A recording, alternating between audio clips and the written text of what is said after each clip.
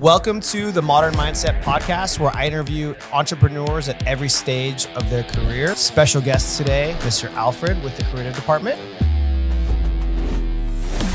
He pushed me to do stuff on my own, which has created crazy amounts of net worths for me. I was like, bro, we're selling out the arena over here. Right. That's huge. Mm-hmm. What would be some tips for new content creator, people who want to get into your space? What advice would you give them? If we just keep super true to ourselves, it might cost a little bit more, but I think that we could really have the upper hand later down the line. So, very much high ticket. Yeah, working with big brands right. Adidas, Nike, even just girl stuff Jergens or Mac or whatever it is. Right. People ask me all the time about flipping houses and stuff. I'm like, just do it. Just go buy a house. Just do it.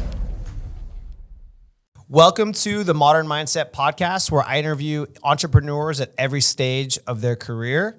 Special guest today, Mr. Alfred with the creative department. Thank you.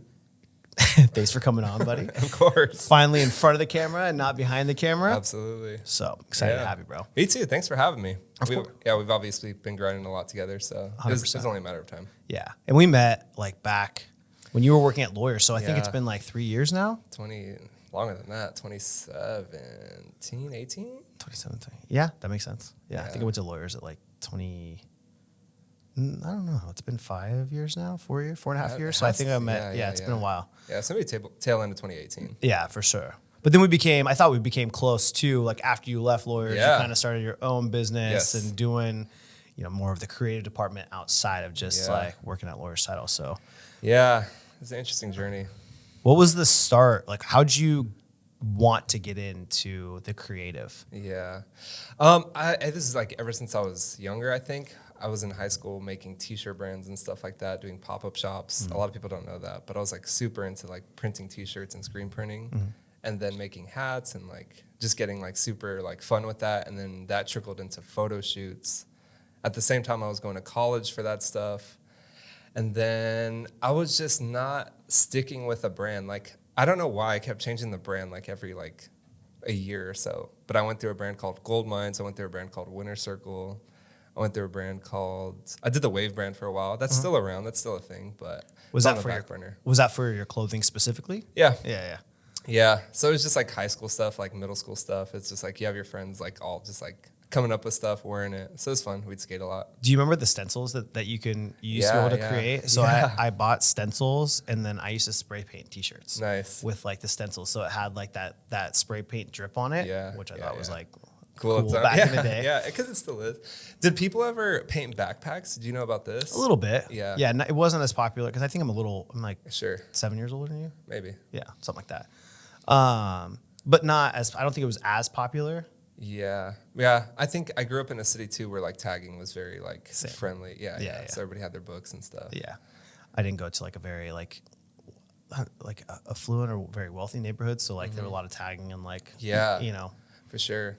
It's funny too, I'm not going to say it, but the high school I went to too, it's they swear there were gangs, but it was just guys, you just paint. Yeah. Just bullies. Or it's you can paint and fight, that's about it. Thought that they were gangster and smoke weed, I'm sure. Yeah. That's fun, dude, but it's cool when you're that young trying to create these cool little businesses and you don't think that you're doing that when you're 12 years old or 13 years old, trying to create this small little business out of your garage, and then all of a sudden you're older and you look back and you're like, shit, I made a small business with this. If I started making money with it, you actually created something for yourself that, as you look back, you're like, fuck, I kind of have a little experience from doing that. It's funny too, because I look back and I think, well, why did the people succeed and I didn't in that realm? And it was more so, it's just they just stuck with it. That was the only outlier. They kept going. I had a good support staff of every round was selling out. Yeah. It's just they just kept going. Yeah. I mean, I think that's what you have to tell your clients all the time with social. Yeah. It's you can't just create one piece of content and expect to get something from it. Yes. Or two pieces of content or do it for a week and then you're done. Right, people just don't believe in it because they don't see anything long term, but you really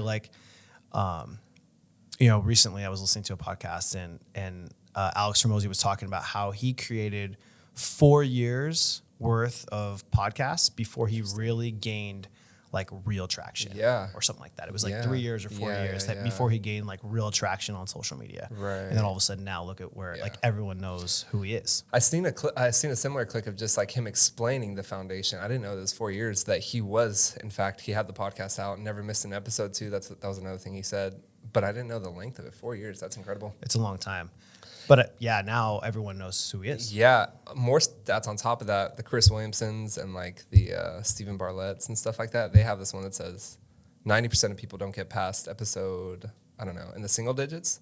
And then another 90 after that doesn't get past episode 20. So even if you do 21 episodes, you're better than like the 95%. Which is true. I think it's really hard to get, especially with podcasting. I think it's really hard to be very consistent. I find myself having a hard time. One, finding guests all the time to come on, having a place to record all the time. Yes. Affordability of it for most people, like starting a business or getting in, having like a budget to say, hey, here's what my monthly budget is. Because I think for most people, I look at it, and I know we've talked about this, is where we relate a lot, is I do look at social as part of my business plan, right? Where I have like a monthly amount that I want to spend to push towards social. And I think with anyone, like especially in the space that we are, real estate and all of that, I definitely think it's necessary to have that. It is. But it is really hard to be super consistent unless you are setting aside time to record. Yeah. I think two things going on that. One, it's like they have the rule of thumb, like especially agents. We talk about like anybody in the real estate industry setting that 10% of the marketing budget aside. In reality, I don't think people ever like know what 10% of their check looks like sometimes. I'm like, what are we doing here? Yeah. I mean, it's hard because you don't have a lot of the people who take any business really seriously. It doesn't matter if it's real estate or anything. Having their, accountants set up, We've had these conversations so often outside of here. Knowing what their P&L looks like, knowing what's coming and what's going. Yes. And it's not easy, you know, and I think running a business like a business is definitely needed, and having a budget to set aside for any type of marketing is important. Yeah. But also it's hard when you're an entrepreneur and you can't control what your monthly is that's coming in. So, with realtors specifically or lenders, right? They're not on salary, right? They're on commission. So, maybe you close one deal and then you don't have anything for 2 months. Exactly. So it's like you really have to be able to just take, hey, this is what I did last year. Right. If I do the exact same this year, like here's my budget for every single month, and just making sure that something like that sticks. Gets accumulated. Yeah. Yeah. I think it's interesting too, because the thing is that they're like, I have this analogy where we talk about like the eggs from the cart and like trying to see what sticks. And it's like, is it the flyers? Is it the online social media? Is it the ads? Like, what is it for you, the farming? And it's like hard because it's like, you have to stick with it for a long period of time, obviously. And that's the hard part to see, because you don't know if it's going to work. And it's hard to test things, or people have a short run of a test run in their head. They think it's like 2 weeks or a month, or they think it's 1 month. It's like literally 6 months minimum, and then we're talking about 2 years out. It's like then you could really define like what success is. Like even then, it's like, just imagine if you were doing it for 5. It's like, cool, I'd probably see a lot of success. I think with a lot of marketing, you can track like how much is going out, like how much your spend is, how much your output is, and how much you're receiving back. So like with direct mail, right? Or with pay-per-click or website leads, with phone calls, with social. There's a way for it to be trackable. Social, I think, is really hard, but I know that I can directly relate a lot of deals, like from me with investing deals or title deals, directly through social media, and also creating maybe more of a connection that I wouldn't have had before. Now, I think it's easier to do have control or KPIs with like direct mail, pay-per-click, website leads, all that stuff. It's much easier, right? Because let's say you're sending out 10,000 pieces of mail and you get a response rate of 0.01%, right? Which is still a great response rate. Out of that response rate, you're getting this many leads. Every single month, it's trackable. Yes. With social, it's different, though. It's different, right? So it's like, I have agents that I work with now. It's like, how do we track that? Is it like by DMs? Because it's like, if we've gone through there, it's like directly asking for the DM. It's like, well, what is like the ask, right? That they like ready to start working. And then also too, how long does the deal close after that, right? So it's like, I do have one of our realtors that are on our program. He literally probably gets like 3 DMs a week. So he's probably averaging around 12 to 15 a month, which is really good. It's like, those are like people that are like veterans, people that are like first time home buyers, whatever. Sure. But also too, that they didn't know, but it's just because he's like closing so many deals, he's gaining that traction. And now it's like returning back and they're like, oh, he must know what he's doing. I would have a hard time tracking it because I think the biggest thing with social is the impressions. Sure. It may not be like the DMs that are coming in. Yeah. and the direct lead, I mean, leads are going to be a part of it, right? You're going to get DMs. You're going to get some type of lead that you had no idea that you got from social, but it may happen. But like, where can you like post something and get 200 or 300 eyeballs on a piece of content? Like, it's basically like you're speaking to an audience for 30 seconds. Yes. Like, where could you get that? Nowhere, right? Unless you're like a speaker or anything like that. But even then, it's like they're not having 300 people in a room, like listening to them at one time. So the social side is totally different. And I think like it's just a necessary thing that people need to be doing and having a budget towards. Yes. But it's really just to cultivate and continue to like message out to like your sphere and people who already follow you. Yeah. And you're going to get some outside shit from it, but like, absolutely, you know, that's inevitable. Yeah. Backpacking off what you said about like, when can you talk to 200, 300 people? We recently did a video with a lender and it had reached like 15,000 views. I was like, bro, we're selling out like the arena over here. Right. It's like, that's huge. It's like, that would cost a lot of money to rent out. But it's like just putting in perspective of like, it's Petco Park or it's, you know, whatever. Yeah. I mean, dude, I think the view part, and it's hard because people like pay attention to like the likes and the and stuff like that. But like, I think right now, especially because reels are so popular, I don't even pay attention to it anymore. I don't blame them too, because that like name a more accurate representation if people like the content or not. Like it is directly. And like the fact of the matter is people err on the side of not participating and engaging. But I mean, that is like a very truthful and honest way to gauge whether or not like they loved what they saw. You know, the thing that people, and I didn't say this in my intro, so subscribe if you haven't already, but one of the things that I think, because I find myself watching, but not liking, and not on purpose, right? Sure. But unless you're told to like it or comment, like maybe you would do it, or maybe some like the person who's consuming it would. Yes. But you kind of just like, you're scrolling, right? Like, so it's like you're almost watching the content, but like not purposely liking it.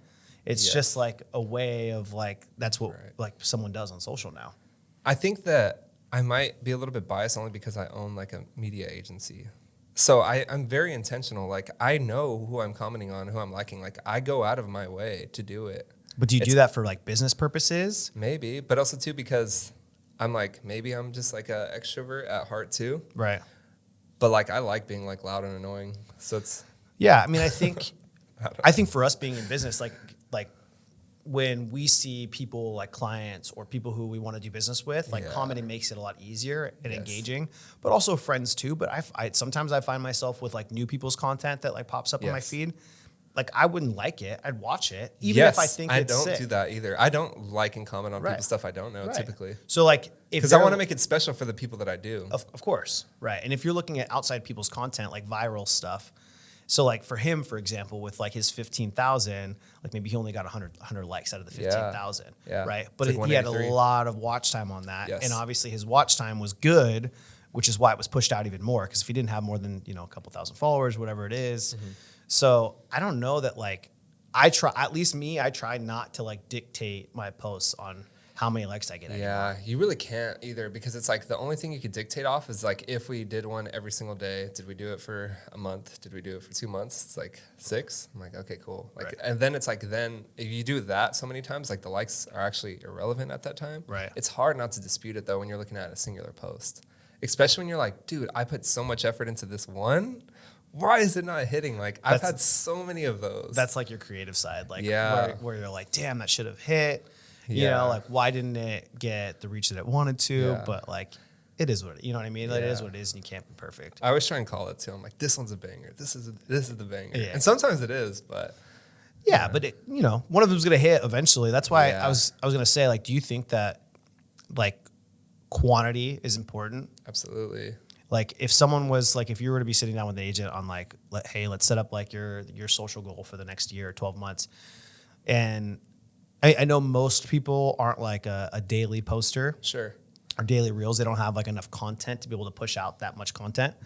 But what would you say for like the average person, like within the real estate industry or any business coming in, should be like their post per day or post per week? Yeah.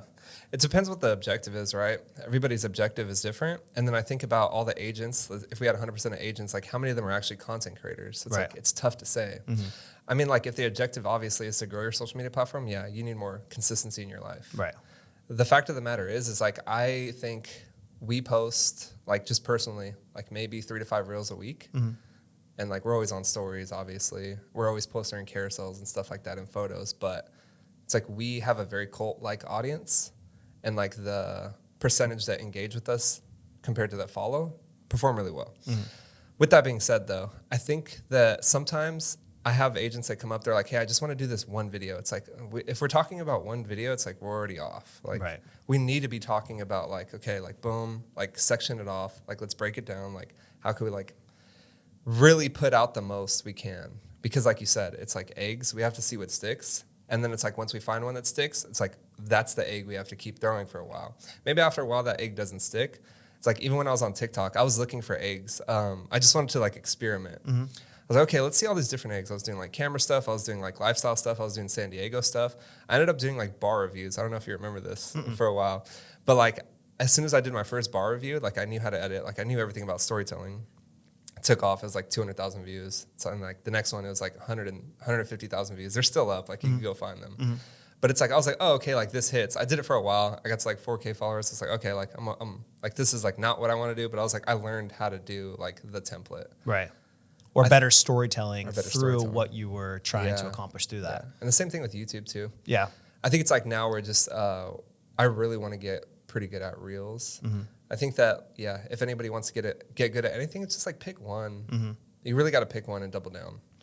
It's interesting too, like how... And especially if you're at the early beginning stages. Like you can't go into it thinking like, I'm going to do YouTube Shorts, I'm going to do TikTok, I'm going to do Reels. Like if you just picked one, the likelihood that you're going to succeed is like dramatically higher. Well, it's easier to be consistent if you're picking one strategy. Yeah. Right? Like with Reels, like theoretically you can post on YouTube Shorts and with TikTok too. Yes. So, but if your focus, like let's say you just focus on Instagram, which I think for like our demographic of like client, like your clientele. Sure. And then my demographic of people who I'm trying to reach for my business is like mainly Instagram. It's not necessarily TikTok or YouTube Shorts, but like going to the masses, right, to try to get more reach or followers or that kind of stuff, then TikTok and YouTube Shorts is beneficial. But for Reels, like, yeah, it's like an agent or anyone starting, like my opinion is focusing on Instagram only, and then moving into it. Yeah. But I think in these early stages of like, just like from what we're doing, we're focusing heavily on Instagram because a lot of like the agents that are in San Diego for us, we do agents, lenders, title escrow. And also I think that's just 80% of our business. We're still in the service-based business, the other 20%. But it's there on Instagram for now. I think we will transition into TikTok very soon. Yeah. Like really go hard on it while still being active on Instagram. I mean, it's not a hard transition going from like TikTok, but you're posting the same stuff. The same thing with like YouTube Shorts. Essentially. Yeah. It might be slightly different, but also too, I might just be like the creator perfectionist too, but. You know what? Well, I think TikTok is almost like a natural vlog. Yeah. You know, to where like, instead of like with Instagram stories, for example, like it's almost like you talking to Instagram stories, but that's what TikTok is. Yeah. In my opinion. Yeah. Like whenever I scroll through TikTok, it's like not produced content. It's always like raw, unedited versions of just people like shooting the shit and talking about like bullshit. Yeah. You know, and it's not like the really super high edited stuff. Yeah. So that's funny you say that because like that's what I actually like. I don't know. I've been doing these office updates and they've been raw, like on the iPhone, like super raw. And that's like kind of what I wanted to like bring over to Instagram a little bit. And I feel like it's correlating really, really well. It's not the best for virality on Instagram, but like the cult audience, like every single time I talk to like either one of my friends, like peers or like other people that like are in the space, like they're like, I love like how you're doing X, Y, Z. It's like, oh, it's interesting. Like they have their eyes super close. Like they're talking about like, oh, I saw the wood slat walls. Like, where'd you get that from? It's like, oh, I see you got the lights up. Oh, I see you guys got your like your door, like the windows, like blah, blah, blah. So it's like they watch, like everybody watches. That's why I think that stuff is still important. Yeah. Right? Like well, it has to be a dance. It does, the high content with like the raw content in between, and they're interweaved. Right. So I don't know if you noticed. So I'm posting twice a day now. Yes. And then I'm trying to mix in like with more of like vlog stuff or like going like doing checkups on like the flips that I have or rentals or whatever it is. So I'm trying to like mix in. So it's almost 3 posts a day if I'm like able to do it. But my goals are a little bit different. But I think I get more out of like with my people who consume my stuff, like friends, family, you know, people who are close to me, with the stuff that I'm doing that's like more natural versus produced. And sometimes like I even find myself looking at the produced stuff and I'm like, I feel cringy because I'm like, oh man, like these talking heads, like not really my personality, but like it's a necessary evil that I need to be doing to like gain more traction from like outside of just like the everyday people. Exactly. Yeah, that's the thing too. It's like, right, it's like the people that don't know you. It's like that's how you get like people in the door. Right. I think that we forget that sometimes too. It's a dance for sure. The viral content stuff too is more of like the talking head stuff. Like you're not gonna like I don't think you're gonna like if someone's looking to go viral, gain, you know, a massive amount of followers. I think it's probably from talking head versus like your natural like regular content that you're just like talking at a property or you talking about your like desk setup and stuff. Yeah. I think the more, I mean, obviously it's like the more relatable you can be, like the better the engagement on the topic. 100%. But it's just like about what is it that everybody's different. And it's like, I think that we try not to talk about anything we don't know too much about. Sure. We try to talk about the things that we have like at our hands and our fingertips, like building out this. And we try not to talk about like anything else, but I'll see other people try and talk about, it's like, oh, did you see this in the culture? It's like, okay, well, are we news? Are we like, what are we doing here? Are we media? It's like, well, it's like, we're not newspaper. That's for sure. We can't be giving out like things we don't know about. We just have to stay really true to the stuff we see and that we know about and only talk about those things, at least for now. And then I think that we'll be able to like, it'll be easy to transition, but like it's like, I don't know, we just try really hard not to talk about things we don't know about. Well, you have to share your experience and your journey, yes. right? Because when you share things about things that you have no clue, like anything about, people can see right through that content, sure. you know, and they'll know that you're not what you say you are or what you're talking about or that you don't know what you're talking about. And that's what makes it hard is when someone can see through that content, it makes you inauthentic, right? So like why even follow along, right? Yes. So I would rather follow someone who's sharing their journey about whatever it is they're doing versus like, oh, I'm here or pretend they're here and they're not, right? Yeah. You know, it's hard. It's a hard thing. Yes. It's a hard thing to do. Yes. You know, and I think you have to have like a mixture of that. Because if I start talking about like mortgage lending, when I really don't know a lot about mortgage lending, you know, like I have to call my mortgage guy to know about my loans and like. And I feel like that's what happens a lot, right? These agents like hear like their lenders say like, oh, Fannie and Freddie like just like put out this like update, blah blah, and then they go run and echo it, and then it's like, well, like where was like the foundation for it? Sure. And it's like sometimes it's like, well, it's like, oh, because you're the real estate expert. It's like, well, it's like, what are we the expert on here? Like, let's get really truthful. 100%. I like, So if it's not video and like media, like I just try not to. I felt like I was doing that when it came, because obviously like with our economic stuff going on, I was sharing stuff when it came to like inflation and CPI. And like I was doing all this research and trying to like understand, because I think this is the first time in a long time that since I've been in the real estate industry that I've had to learn more about like data and economic stuff than ever before. Right. And so I would do like green screens of like data and stuff like that. But then I was like, I was recording them and I felt inauthentic because I was like, after I watched it, I was just like, wait, was I right? Right. Like, why am I going to put this out if like, I don't know if I'm right or wrong with what I'm saying. And so it got to a point where I would be talking about the events and just saying that they came up and then like comment below your thoughts. And then I get a lot of like engaging comments where it was like people that were like giving me their educated opinion on, where I was like, okay, these people are a lot smarter than me. See it from this angle. I was like, well, maybe I'll just do like, hey, events, but I'm not going to talk about like what my opinion on it because I don't know what's going to happen. So. Yeah, I mean, that would be like, I mean, it's just, it's kind of blurred too, because it's like if you're in the real estate industry, even though they fall into different buckets, it can look like a blur.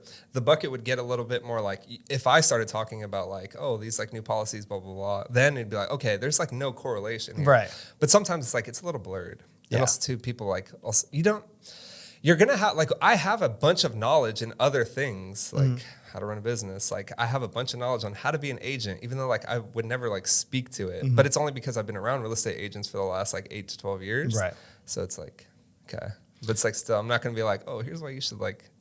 Yeah. But, like, it's still, you know, starting a business, or, like, talking about you and starting your business journey. Yeah. I think it makes a lot of sense. Yeah. Because people that are like in the creative space, they want to learn about like, okay. So like he went from, you know, like taking photos of people, like how did you then turn that into a business and take it from like, okay, conception to reality and then having like monthly people on retainer? Yeah. Like, how did you take it from point A to point B? I mean, that stuff is valuable. Yeah. Right. But then like it would be off kilter, even though you're around realtors to like talk about, hey, you should go do open houses. Or like, here's how you go get leads. Every open house every Sunday. Right. Yeah. And I think that's what we try to do, because even like with the stuff we're putting out on Instagram right now, it's not even our business model. It's not even like, okay, we work with all these B2B. It's more so like, here's like the fun behind the scenes stuff like we're doing right now. It's not like, we're not even hard pitching ourselves still. Sure. Even though it's like, we've been doing this it'll be our 1 year next month, November 17th. It's like, we haven't even been in business for... Well, you've been in business. It's just been a different evolutions of business. For sure. That's valid. You know what I mean? So like, I think when people say, like, I know you and I have like talked off camera about like business building and things like that, but like you always say like, oh, it's only been like this amount of time in this short period. But dude, you were still doing creative stuff before, whether it wasn't like a real like. It's just it was foundation, right? Like, but you still built up to this point where now it's like your baby, something real that you can take. Like, hey, this is mine. Absolutely. Right. So like, you know, I think you've been in business and like creating those evolutions until you're now at this point. Yeah. Right. I think it's funny too, because back in 2019, I would have these conversations with you and Jason of, hey, like you should go do your own thing. You should go do your own thing. And I remember always telling you guys, I'm like, oh, it's not time yet. Like, it's not my time. Right. It's not my time yet. Yeah. And it's so funny. It's like, because you don't know, like, but it's like from outside perspective, it's like you saw the push. It's like you were like, this is inevitable. Mm-hmm. That's more so what you're saying. It's like, it's inevitable you go here. It's just a matter of when. Yeah, and how? And some people see it because, like, when you're already on that side, you see it. Mm-hmm. Well, also too, it's like businesses. With any business that like I've always had partnerships in like all of my like from being a realtor, from like title, like flipping, all of it. Like I've always had like partnerships and all of that, which I think are important, right? And I think the stepping stones for you is like being an employee first. You realize the things that like aren't the things that you want to be involved with, right? And then growing something of your own is the best feeling in the world. You know, like helping other people out, and you know, like me with Madison now, like watching her, like next year she'll make, you know, 6 figures plus, like in my mind, you know, and my goal isn't for my money now. It's like to make her the multiple 6 figures, right? Because that's bigger than just me now. Yes. So it's just cool because once you're an employee and you see how you were as an employee and then evolve into your own business, it's just like a special thing. Yeah. It's like we got Paul behind the camera. It's like it's like me and Paul are like fucking in sync together. Right. And it's like the same thing. It's like, well, it's not really about me. It's like more so about Paul. Right. It's like, and now we're bringing on another editor this week. And it's like, well, it's like, okay, cool. It's like, I mean, those partnerships are great because you guys just align with each other's goals, right? Like if your goal is like, let's say the business owner is to be here, right? And Paul's like, yeah, I want to get there too. Then it's like, okay, we're cohesive here. Yes. We can make this thing, we can get to that point. You guys both believe in it. And the same thing, like with Madison and I, it's like her goal is to hit X amount per month of deals or whatever it is. If that lines up with my goals, then we're on pace. If it doesn't, then like maybe I need to hire another person. Obviously, I'm not firing her. I'm keeping I love her. So like, but if our goals don't align up, then you just, you know, you make pivots to like, okay, maybe I need one more person, or maybe her goals are bigger than my goals. And I'm like, whoa, do I need to like add in more things here? Like what does that look like? Yeah. Cause also too, that's the other factor, right? Like, you know, when someone needs to take off like a rocket, so it's like, you got to let them go. You do. Yeah. So that's like the other part of the equation. Yeah, you're totally right. But also too, it's like it's not giving back or anything like that, but the mastery, like you master it when you start to teach it back. Mm-hmm. And that's like the part that I've been like really enjoying it a lot too. Right. It's powerful. Because then there's times where it's like we have been in shoots like together, right? And then even when this new person comes on, it's like we're like in the middle of stuff, and then like I see like a little bit of hesitation. I was like, oh, okay, like let's stop what we're doing here really quick. Like this is a learning moment right here. It's like just like pass on everything like I had known about this. Right. It's like it's so interesting because everybody's different. Everybody's knowledge base is different. So what is your guys' vision, like from a personal perspective, like personal business? Like 2, 3, 5 years down the line, or what? Let's say next 12 months, and then let's say like the next like 3 to 5 years. Sure. So right now, the next 12 months, we're going into 2024. By the end of 2024, we should be extremely really good at what we do and efficient. I've had this conversation with you. It's like, oh, we want to get to 100. And you're like, hey, man, like reality check, like no business is ever at 100. Mm-hmm. But we want to get to that. 100,000? Like, no, 100%. Like we're cranking like the systems and the gears are like gotcha. Everything's they got WD-40 on them, they're going. And then I was like, okay, once we do that, we could scale up. I had this conversation with you a while back ago. You're like, hey, reality check, no one's ever at 100. Like look around at all these other businesses, they're like, they don't know what they're doing all the time. And right. On top of that, though, so we have like monetary goals as well. I think it's inevitable that we get a warehouse. We're going to get a second location. I think we might do a second location inside another brokerage too. The Hub, obviously, they're doing really well. They're probably going to expand north into either Riverside County, so we might just do a second location with them.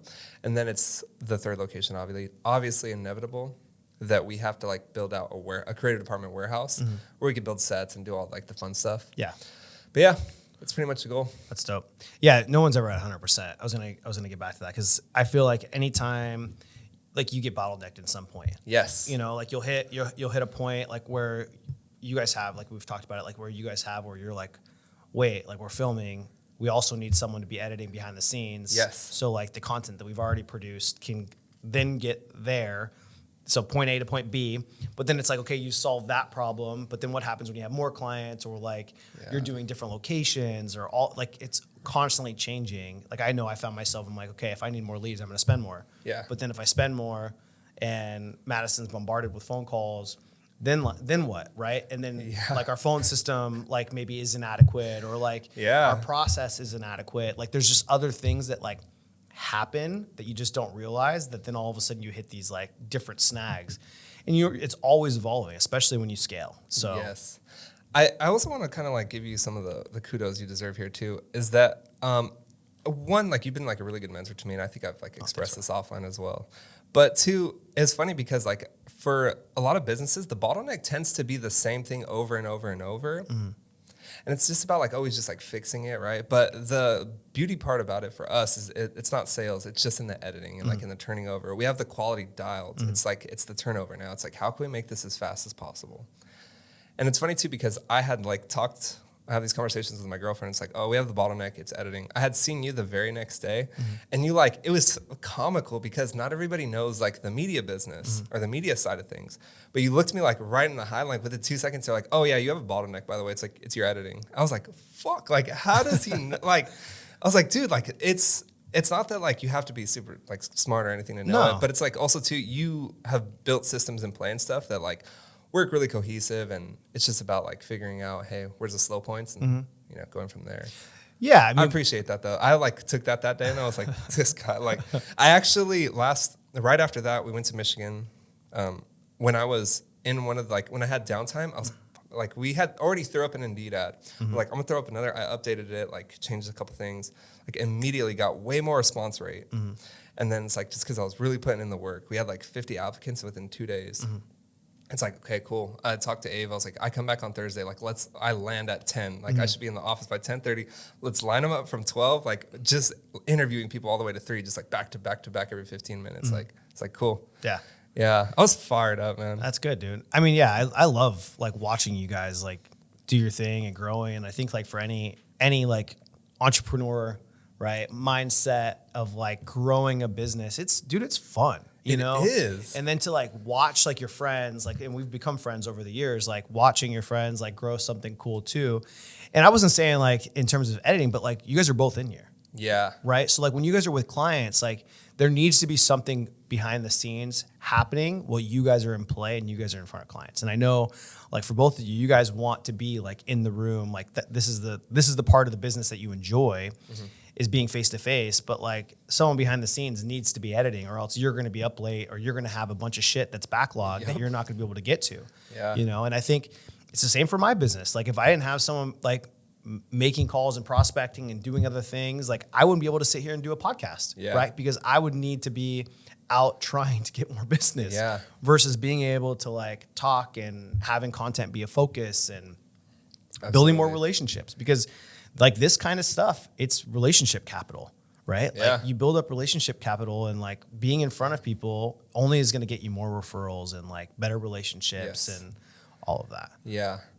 It is really, really cool to see your friends do it, right? And then you parallel a lot of that stuff, and it's like, okay, what is Josh doing? It's like, okay, procedures. Like, okay, well, we need like fucking manual, like, like a binder where somebody could come in and be like, here's everything we do, top to bottom. And it's like you said, every single time I look into other people's businesses, there's like these holes. And I'm like, why are they not like filling these holes? But it's because everybody's learning at the same time. A lot of the bigger companies are still not efficient. Right. And so it's like, okay, let's be really, really diligent while we're growing here. Yeah, we can even touch on like like you and I were like talking about like some type of like partnership thing. Yeah. And still not out the door. No, it's not. But I felt the need to like, because there's so many times in my life, and I told you this when we were like talking about it a little bit, is there's so many times in my life where like I've created partnerships and stuff where like maybe I could have done stuff on my own, right? But did I want to at the time? Probably not. No, and I needed a lot of help, right? With whatever it was, right? Like I had partners when I was a realtor, title, like I still have a partner with flips, but even with flips, like Marcel's pushed me to go and like buy my rentals and like pushed me, said like, dude, you can do this too, right? And we still partner on deals. I'm not going on my own, but like, he pushed me to like do stuff on my own, which has created crazy like amounts of net worth for me and also experiences. But like I told you straight up, I was like, bro, you don't need me. And I said that like because I love you and I want like I think experiencing it for yourself and like growing without needing someone else, like because it's easy to say like, oh, dude, let's do this together. Right. Because you have like someone to rely on and like a clutch. Yes. But you didn't need it. You know what I mean? And like I obviously in the back of my head, like it would be cool to start another business. Don't get me wrong. Like a serial entrepreneur. I'm like, let's get it going. But I don't think like even for me right now, even for me right now, it just doesn't make sense with everything that I have going on in terms of time. But yeah, I think it's these like stepping stones inside a lake or water, right? And it's like, we're like kind of jumping around. And I think with sometimes having a mentor, it's easy to just like boom, boom, boom, boom. Just like beam through those stepping stones and stuff too. But it's like I like the fact of being an entrepreneur like yourself is because you enjoy the process so much. 100%. And I think people don't get that sometimes. Right. They're like, why are you working so much? It's like, no, like get off to this. 100%. But having an experienced partner cuts the learning curve in half. Yeah. Right? Well, like the experience. That's the thing too, that you've been gracious enough to like keep mentoring me. It's like we have these conversations repeatedly. Right. You just skip it fast. You get there, you get to the point of like, hey, I'm brand new. Like for me, it was like, I'm brand new. I'm scared to like go flip my first house, right? Yeah. Have a partner, right? Then we do it together. I was watching it. We did dozens of deals together, right? And then it's like, hey, like this deal came up where I go do it by myself, and I ended up keeping both of them and they were back to back. Yeah. And it was like, now that I like did that, now I'm like, okay, cool. Like I know how to, like, I feel like I don't have the correct systems in place because now, like we were talking about bottlenecks, now I have another bottleneck in the business, which is more of like management of construction and like that kind of stuff. So it's just different evolutions, but it cuts the learning curve in half to where you learn things that you wouldn't have learned in a much faster pace. Like it probably cut off 5 years of my learning curve. Absolutely. Within like 2 years or 3 years of experience. Yeah.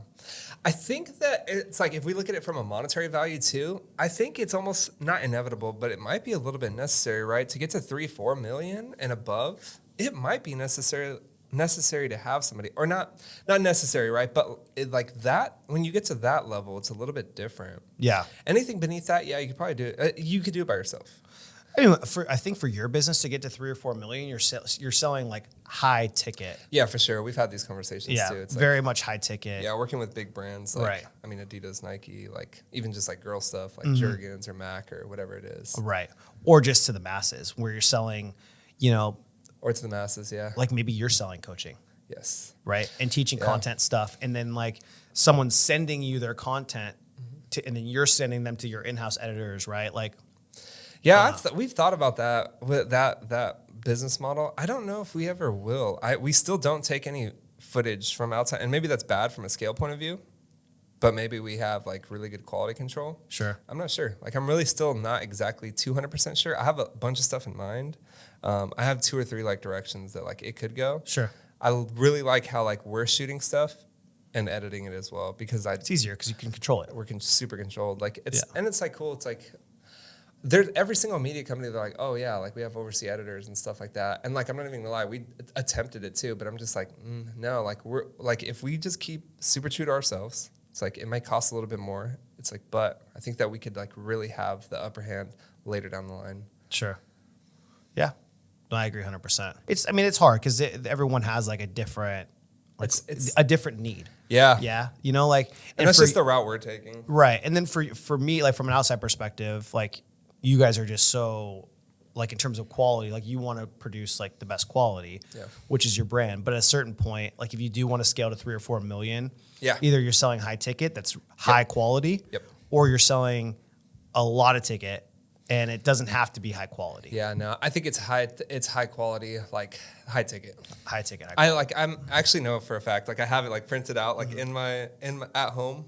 I know what it looks like. I know what the roadmap looks like. I don't talk about it too much, but I could go on. Yeah. But I think it's just also, that's the other thing too. It's like, you really got to hold like your cards close. Not that like, I can't be expressive about it, but it's just like, I know what's going to happen. I don't need to like, I always tried like selling myself and pitching myself. I'm like, why am I attempting to like pitch myself? Like, I don't need to be doing this. Like, let's just keep doing what we're doing. Like, it's already turning heads. We're like getting referrals. We're getting business from it. People love it. It's like, okay, cool. We just have to keep doing this. Have you guys thought about doing like a little podcast thing, like between you and Paul? Yeah. And? Yeah. We just need to fix systems in our business right now. Yeah. And that'll only last for like maybe another month. I think you guys are busy in terms of clientele right now. Like you guys don't have, like, that's not your bottleneck. The editing part is the bottleneck. 1000%. But once you get to a point like where content's important for you guys to start producing, I think like you guys doing some type of like podcast. I'm excited. I have ideas of stuff already that are just like high ticket bangers, like bangers. And like, I want to put them out and like run them as ads in San Diego. And I think they will work really, really well. I don't know that you need to do ads. I don't think we do either, but like, I want to be super braggadocious. Can you cuss on this podcast? I've been doing it. I'm doing it a lot already. But yeah, you've recorded most of them. I know. Definitely. I know.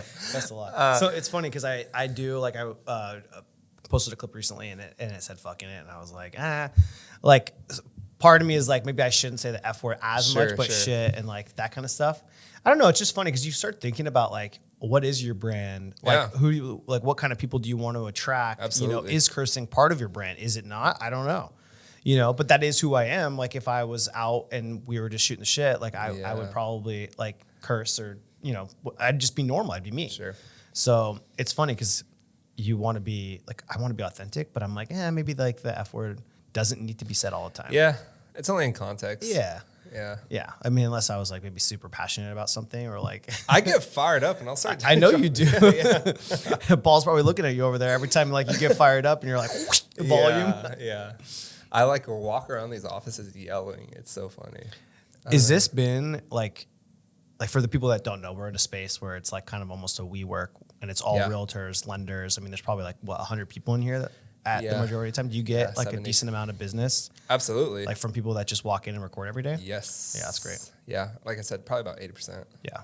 Yeah. What would be, let's get some tips for like new, like either content creators, like people who want to like get into your space. Like what advice would you give them? What are things that you've seen like from starting out for the last, I mean, you say you've only been in business for a year, which is a lie.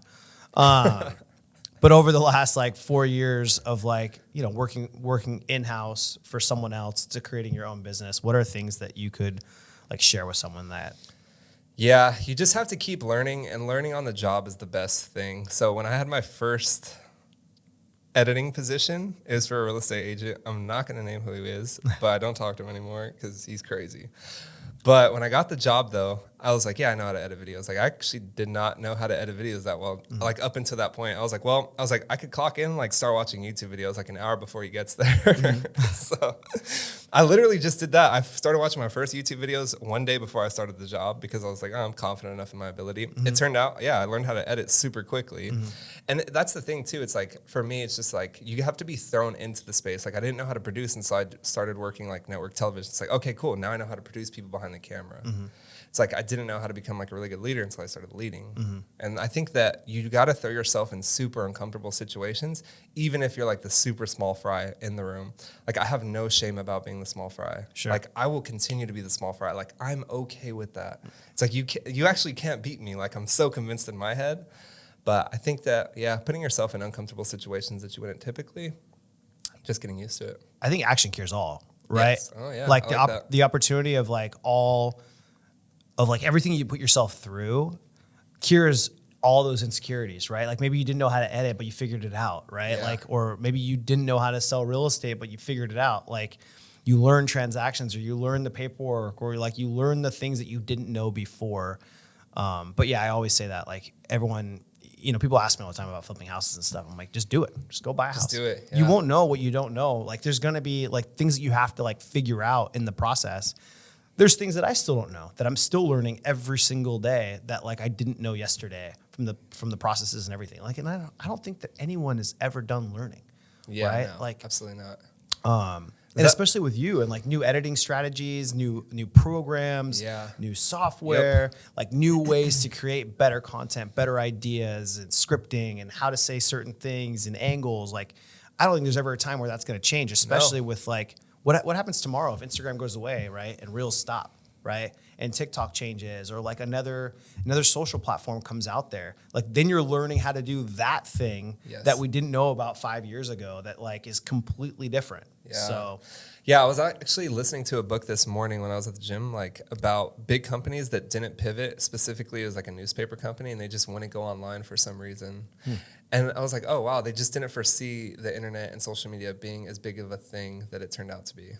But I was like, oh, wow, like I just definitely never want to be that. You know, just being cognizant of it, right? I was like, what are some of the things that I'm seeing? Like, and I kind of reiterated it to myself. Like, I know about like obviously AI. It's like these scripting platforms, like I don't know, like editing techniques and stuff like that, like apps that are like making things easier, just being like ahead of that stuff. So when that stuff is like, you got to face it, even if it's uncomfortable. Like there are always, and not just like in factors of business, but like there's things that like you like kind of ignore subconsciously in the back of your mind. It's like, oh, it's like can't be us, or like maybe like it's not a problem now. It's like you see down the line, it's like, well, if you just like look at it, it's like, okay. Yeah, I look at that like, and I'm going to relate this like to very personal stuff, but like, obviously Whitney and I are getting married in 2 months, and it's like, okay, so what's like the next evolution in my life? Probably kids, right? Yeah. So like there's things like everything is great in our relationship and like we're getting along and all of that stuff. But then like what happens when we throw a kid in it, right? Yeah. You can kind of relate it to the same thing in business, right? Like there's different things that you constantly have to like learn, like, wait, okay, now like, do we need like a nanny, or like, is there things that like where's my role going to be in all of that? And you kind of like, I think the same way, like when it comes to business, like you have to think of like where if something is evolving or regulations change, like where do I need to be, like to be 5 steps ahead to like make sure I'm not falling behind. Yeah, absolutely. While also just being in the flow state of like, hey, we're navigating here. Yeah. It's funny too, because I don't know about you, like when you go away and then come back, it's like I feel like crystal clear. Not that I didn't feel that I was making any bad decisions before I left, but also too, it's like, hey, like I'm rocking and rolling. Like I can't, like I've been like getting into flow states for incredibly long periods of time now, like weeks, like months. I'm like, oh, I'm cooking. Yeah. And even when I thought like, oh, okay, like it's been a minute, like I should be like coming out of it sometimes, since like just still in it. I'm like, what is going on? It's funny you say that. On the way here, I was thinking about, because all my life I've gone through like hiccups. Every year I'll have like a solid 2 or 3 months to where I'm like not motivated, or like something, you know, maybe nothing really happened in my life, but almost feel like depressed in a way, where like maybe my business is stagnant, or like, you know, just not like in grind mode. And I think the last 2 years, because I've consistently taken vacations, like people always like talk shit. They're like, oh bro, you're on another vacation. But like there's something to be said about going on vacation, even if it's for 4 days or whatever it is, like getting out of town and then coming back. I mean, dude, I just got back from a 7-day trip, and I'm like full steam ahead, up at 5 a.m. at the gym. Yeah. Pumped out my list, did a bunch of stuff, hit you up this morning. Let's roll out. Let's do a podcast. I got to record 10 more shorts today. Like I'm like rolling out guns a-blazing. Yeah. But it's funny because it's like, I attribute that a lot to like going on trips. Yeah. And like, even if it's just like, you know, it doesn't have to be a lavish trip, but like just getting out of town and going and doing something. Like it's just that separation of like where I'm not on my phone, I'm not scrolling, like I'm not in my routine at home, to where like we're just making dinner every night, and it's like, you know, the same old bullshit every day. It just fires me up, and it gets you thinking bigger, right? Like your visions and stuff. Like I'm looking at that was the number one note I wrote on the plane back on Thursday. I was like, I texted to myself. I was like, think bigger. Yeah. you think bigger. And I still listen to my books and stuff while I'm on trips. So it actually allows me to like actually listen to them a little bit more like purposeful. But like I'm looking at my balcony at the ocean. It's like you start thinking about stuff like, man, I want to be traveling like this way more, right? Yes. Like could I do this for like a month while I'm gone, right? And then it also teaches me about the bottlenecks in my business of like how many calls was I getting there, like what stressful factors were there, and I got back and I'm like, hey, Maddie, we gotta. This needs to get figured out. This needs to get figured out because there's no reason for me to be out of town and these stupid like little things keep coming up. So, yeah, man, I definitely think like having that kind of stuff because it does make you think way bigger. Yeah, hard resets are good. I was on the plane back, like just like fired, like taking notes on my laptop, like wrote up like a whole procedure manual of like what we need to be doing in certain situations and stuff like that. But the hard part is too, is like when you're about to leave, you said you don't really suffer from this problem, but I mean, like, I'm like, we cannot leave. Like, at least for right now in the foreseeable, I was like, it's 1 year in, like, okay, if we're 2 in, like, all right. Yeah. At least like now I'm starting to get to that point where it's like, okay, we could breathe a little bit. Do you feel like that like the anxiety comes from like some of the bottlenecks though? I don't think I have anxiety. Not anxiety, but just like this, the scarcity of leaving. 1,000%. Yeah. So I think like fixing some of those things, right? Yeah. And then you're going to realize you're going to realize like the other stuff that comes up when you're gone becomes like like I said, the different bottlenecks become different bottlenecks. Sure. Later.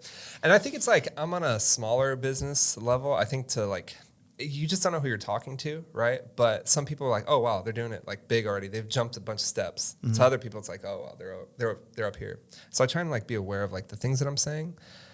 But in regards to it's like hiring, right? And it's like, okay, we need systems in play. What do we need? We need a person. It's like, okay, what does that person do? Like what's their, and it's like the question is like, okay, is it in the budget? Like, can we afford them? And like, that's always the questions if you're on a small scale or a big scale. Mm-hmm. I was like, okay, well, like we couldn't afford to like quit our jobs and start this. I'm like, okay, well, we still did it anyways. Like, could we afford Paul when we first came on? No, but we made it work. Mm-hmm. It's like, could we afford now? It's like, oh, okay. It's like the risk factor too is like, I wonder, like, it's always educated risks and, like, very calculated. And that's, like, the thing that I'm, like, trying to discover, too, now. It's, like, I've, like, spent my whole life risking things a lot. I'm, like, risking the house, you know, like, quitting my job, going doing shows, you know, like, taking these jobs, like, even though it's, like, you got an apartment to pay for. And then it's, like, you really got to start to evaluate risk. You would know it's, like, okay, I got my girl now. It's, like, I got my wife. It's, like, now what? Mm-hmm. It's, like, how much time do I allocate? It's like all these factors come into place. It's like I'm still like 100% focused on the business, and Avery sees that. Mm-hmm. So it's like where do we allocate time? It's all.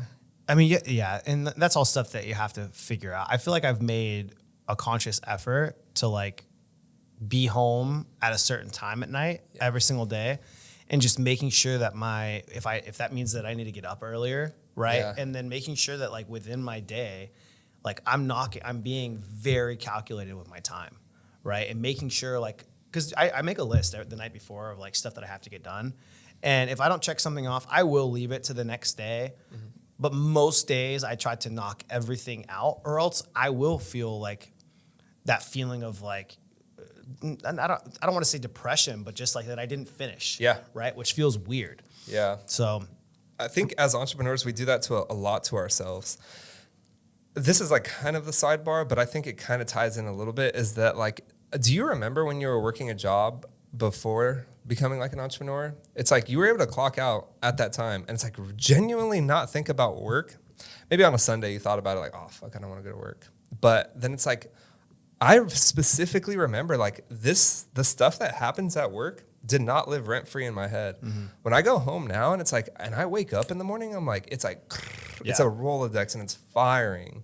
I'm thinking about like everything we have to edit. I'm thinking everything we got to shoot, like scheduling, all this stuff. Do you ever feel, I'm asking you this because I feel like it. Do you ever feel like bad for like bringing home work stuff with Avery? No, because Avery actually genuinely finds interest in it. She is like super procedures and systems and like managerial, and she loves that stuff. She might not like the weeds of it and stuff like that. And we try and only allocate a small percentage of our time. But if there's something, I mean, it's still the super early stages of our business. Maybe 5 years down the line, this will change a little bit more. But she we bounce stuff off of each other, hyper-analyze situations, conversations, actions, and then that way we could be like super clear, level-headed, especially just in the super early stages of our business. Right. So that way we're like making the right steps. Right.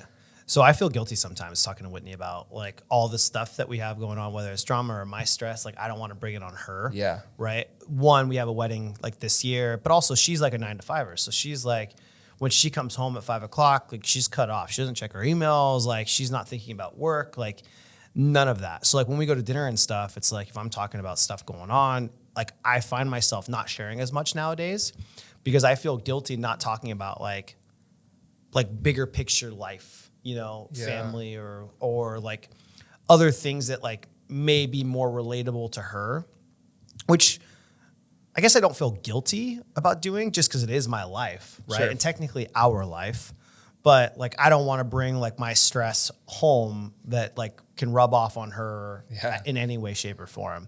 So it's just interesting because like I think that's cool, but like I bet you like as years progress, absolutely, and it gets bigger, it gets to a point where like she doesn't want to hear about this. She doesn't want to hear about it, you know, or she's like quiet or like doesn't like engage in the conversation as much as what maybe she used to. And so it's like being able to like have that fine line of like, okay, like there's been times so far like where we have been talking about stuff and then like maybe like 30 minutes go by and I see like the click in her head. I was like, oh, my bad. All right, this is done. I was like, all right, well, we'll talk about something else. I know. And that's the same thing. Like we've talked about it. Like I cut my phone off at like 7 at night now. Yeah, I know, dude. It's so hard to get in contact with you past 8. I know. I try so hard to cut it off, but like, dude, we'll sit in bed and it's like, you know, like scroll through Instagram and just distract ourselves. And all of a sudden we look down, it's 9:00 and we really haven't even like caught up on like, how was work? You know, like, yeah. So it's just, and as bad as it sounds, like we have to dedicate time to like sit down at dinner, have our date nights, you know, making sure like we're getting in our quality time together. Cause it's hard. Cause you know how women are, they're like, if you don't have that, like absolutely, it makes them feel insignificant or like some type of way. Yeah. It's a fine line. I think that like everybody kind of goes through it too. Yeah.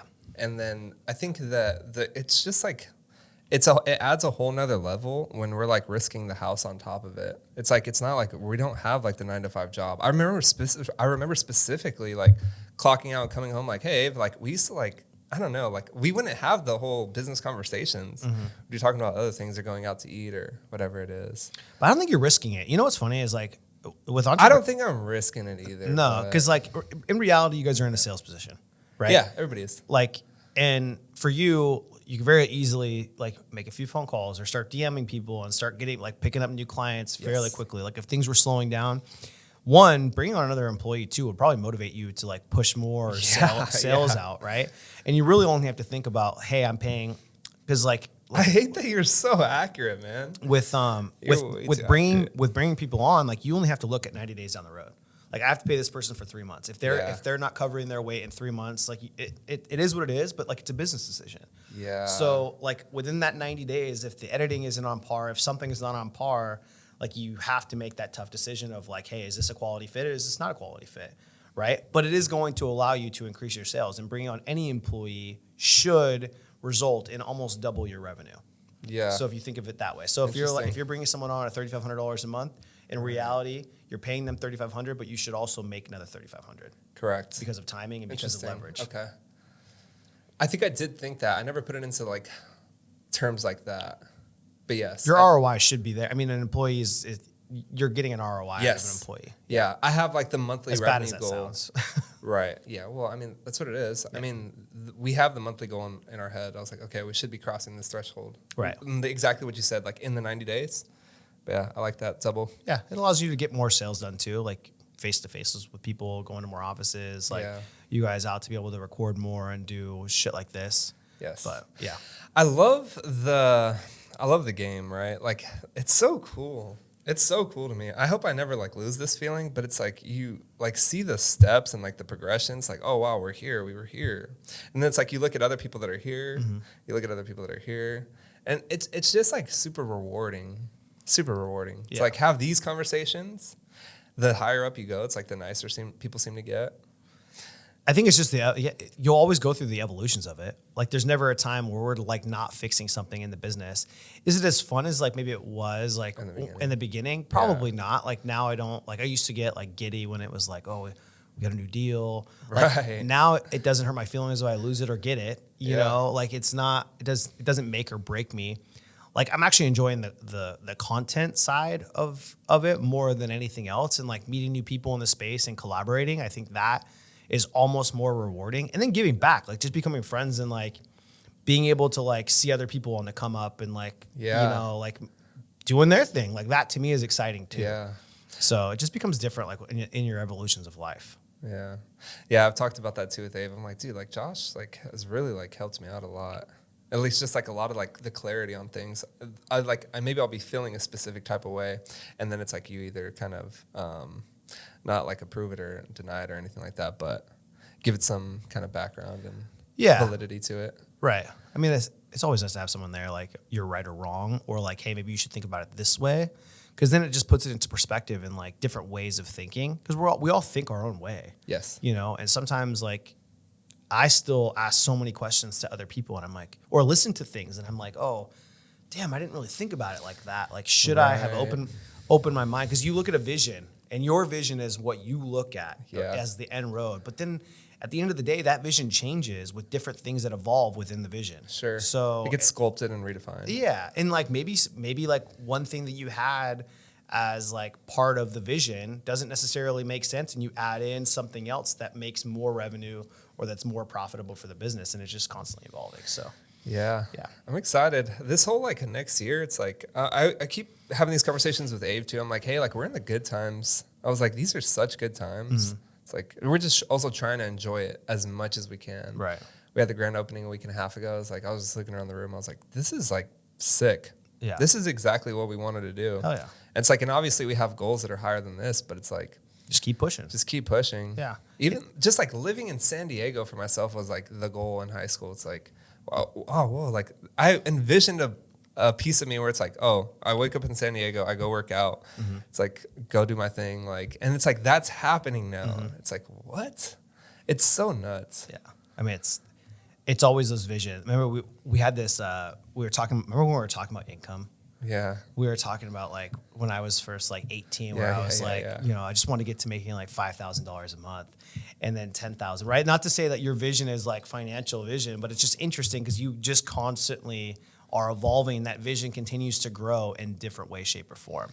Yeah. And like to me, I can always correlate that to like my income goals when I was younger, from like 18 it was 5,000, and once I hit 5,000 it was 10,000. Once I hit 10,000 it's 20,000. Yeah. But like visions are all kind of correlated. Once you hit that goal, it's like, okay, what's next? Yeah. Like, how big can this thing go? Yes. Or where can I take this?